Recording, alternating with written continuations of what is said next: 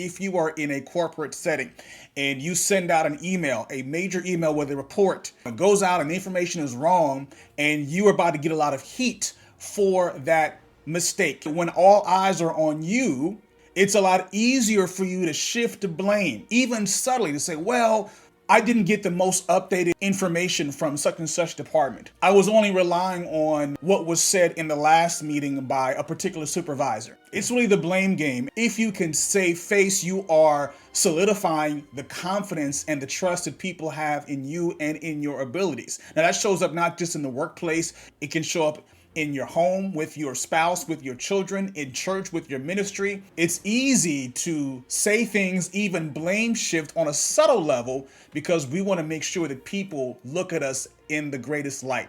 This is day 22 of 31 days sharing nuggets from my devotional Bending Bows of Bronze, Subdue the Enemy Under Your Feet.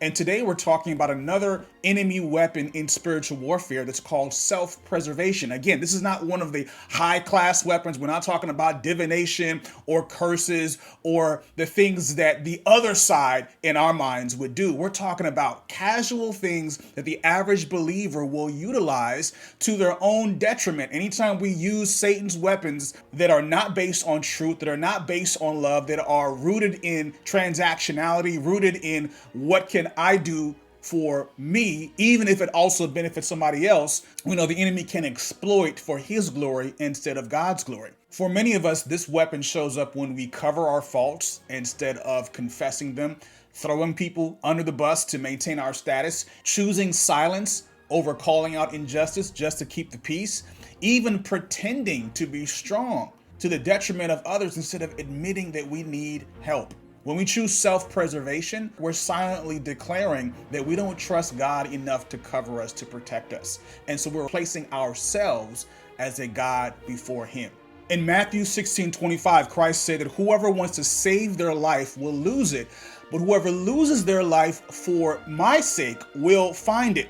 Adam and Eve are caught in their sin and they're doing the blame game. Adam's blaming his wife, the wife is blaming the serpent, even going so far as to sew fig leaves to cover themselves. The problem when we decide to cover ourselves instead of allowing God to cover us with his truth, even if it's uncomfortable for us, is that one small compromise gives way to another and another and another, and it slightly gets more and more natural for us to walk that path. Here's some language that we can use that challenges self-preservation. So in the workplace, instead of making excuses for missing a deadline, owning it and saying, hey, I missed a deadline, that's on me, here's how I'm correcting it. At home, maybe I overreact to my kids or to my spouse.